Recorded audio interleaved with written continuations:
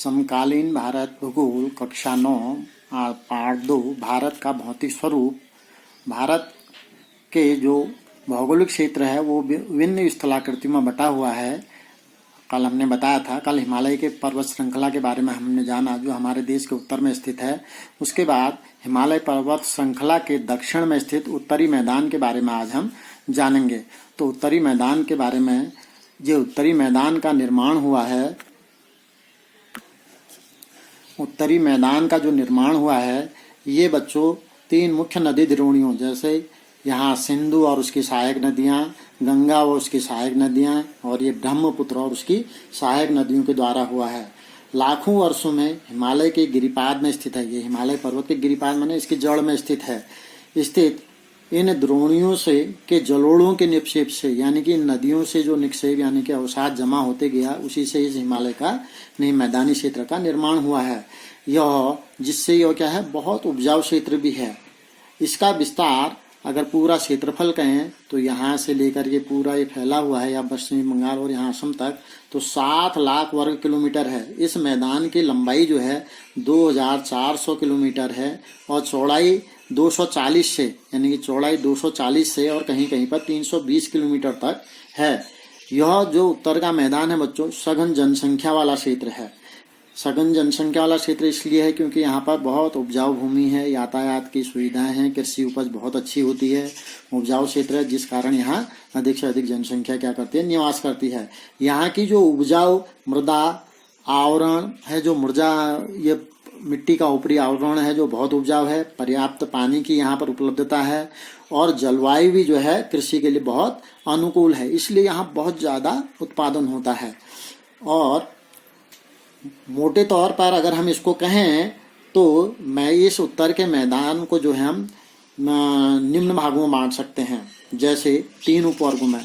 अगर यहाँ सिंधु नदी से जिसका बना है बच्चों, यहाँ जो क्षेत्र है इसमें आता है पंजाब का मैदान, यानी कि यहाँ पर हमारा पंजाब राज्य है, पंजाब का मैदान, और यहाँ पाकिस्तान का पंजाब भी है इसमें।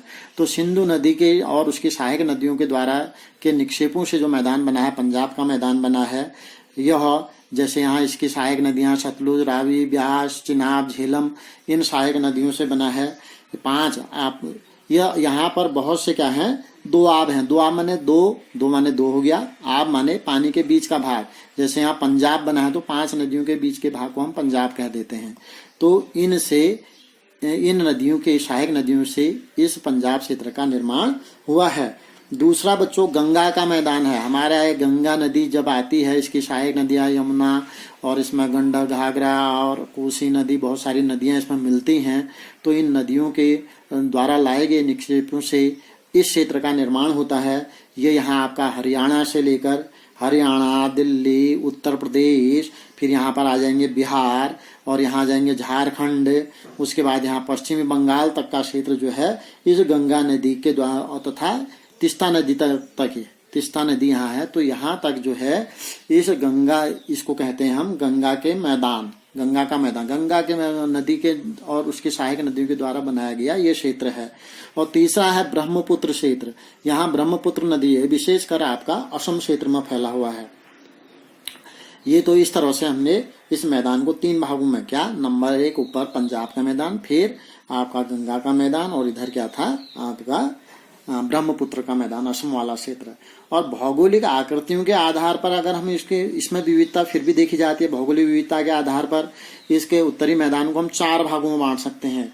नंबर 1 बच्चों इसमें है भाबर, नंबर 1 है इसमें भाबर, नंबर 2 है तराई, नंबर 3 इसमें फिर एक भांगर आता है और फिर एक आता है खादर। इसको जानने के लिए बच्चों थोड़ा सा हम इसमें प्रयास करेंगे। देखिए, माना ये पर्वत हैं हमारे, ये पर्वत हैं, यहाँ से नदियाँ बह रही हैं, ये नदी आई हमारी, और जब ये पर्वतों से नीचे तीव्र वेग से आती हैं क्योंकि ढलान वाला क्षेत्र है, और यूं ही यहाँ मैदानी क्षेत्र में आती हैं बच्चों, तो ये अपने साथ बहुत सारा कंकर पत्थर उठा के लाती है। और ये कंकर पत्थर जब यहाँ गिरिपाद यानी कि ये जड़ में आती हैं तो यहाँ पर ये कंकर पत्थरों को छोड़ते हुए ये पानी आगे बढ़ते जाएगा, और ये पानी यहाँ बड़े बड़े कंकर पत्थर बहुत सारे होंगे।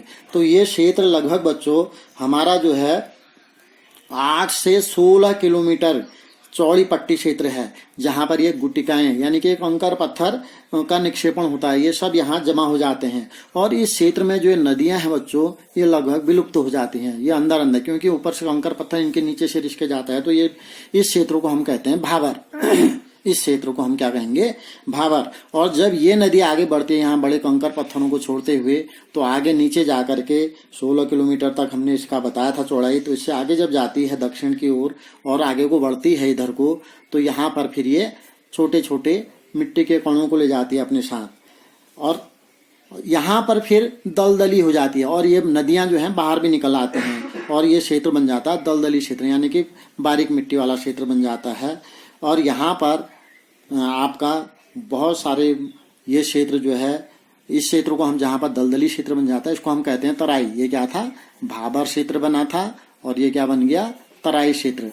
यहाँ पर जो है बच्चों वन्य प्राणियों से भरा हुआ जंगल है, बहुत घना जंगल है, यहाँ पर अनेक प्रकार के वन्य प्राणी मिलते हैं। और इससे आगे जब यही नदियां और आगे जाती हैं बच्चों, मैदानी क्षेत्र में आगे प्रवेश करती है, अब इनकी गति धीरे धीरे कम होते रहती है, तो ये अपने साथ बहुत सारे अवसादों को बहाते हुए ले जाती है। मोटा मोटा यहाँ बच गया है आपका भाबर, और फिर यहाँ उसके बाद नीचे बच्चों तराई से आगे जब ये नदी और आगे बढ़ती है तो फिर और मैदानी क्षेत्र में जब आगे प्रवेश करती है तो एक ये क्षेत्र फिर और बनाती है जो नदी के किनारे वाला क्षेत्र होता है बच्चों। ये नदी के किनारे वाला क्षेत्र जो ये है, और जो इस साइड इस तरफ दोनों तरफ के नदी के दोनों जब बाढ़ आती है तो इसमें जो है नवीन जलोढ़ मिट्टी यानी कि नया निक्षेप जमा होते रहता है।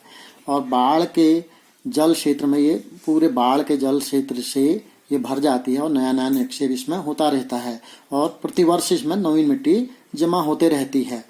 और यह क्षेत्र जो है नवीन मिट्टी जमा होने से अधिक उपजाऊ होता है, इसमें कंकर और पत्थरों की मात्रा भी नहीं होती है। और यह जो है नदियों के निकट वाला क्षेत्र होता है। इसके विपरीत ये बहुत उपजाऊ क्षेत्र होता है, इसी को हम क्या कहते हैं? खादर कहते हैं। ये वाले क्षेत्र को हम क्या कहेंगे? जहाँ पर नया नया निक्षेप जमा हो रहा है इसको हम क्या कहेंगे? खादर कहेंगे। और इससे थोड़ा ऊंचा उठा हुआ क्षेत्र जो होता है ये पुरानी जलोढ़ मिट्टी का क्षेत्र होता है।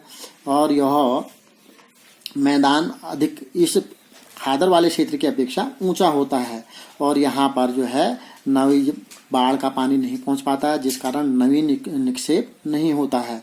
और यह जो है इसकी अपेक्षा बहुत कम उपजाऊ होता है। यहाँ कंकर पत्थर भी पाए जाते हैं, चूने के निक्षेप पाए जाते हैं। इस क्षेत्र को हम किस नाम से जानते हैं? भांगर क्षेत्र से भांगर के नाम से जानते हैं। इस क्षेत्र को हम भांगर, जहाँ पर यह इसकी अपेक्षा बहुत कम उपजाऊ होता है। तो इस तरह बच्चों हमने 4 चीज़ों के बारे में जाना, जो भाबर, तराई, भांगर और खादर। तो हमने जो उत्तर के मैदान को जाना, हम जाना कि यह बहुत उपजाऊ क्षेत्र है, यहाँ पर कृषि का उत्पादन बहुत अधिक होता है और उत्पादन के साथ साथ यह भूमि समतल है। यहाँ पर सभी संसाधनों की यानी कि यातायात के संसाधनों की भी सुविधा है, जिस कारण यहाँ पर सघन जनसंख्या भी निवास करती है। तो इस तरह से हमने उत्तर के मैदान के बारे में जानकारी प्राप्त की। इसके बाद इससे संबंधित बच्चों 2 प्रश्न करेंगे, जो प्रश्न इस प्रकार होंगे। नंबर 1, उत्तर के मैदान में सघन जनसंख्या निवास करती है, क्यों करती है इसका आपने कारण लिखना है। दूसरा है भांगर व खादर में अंतर लिखिए, तो भांगर और खादर में आपने अंतर लिखना है।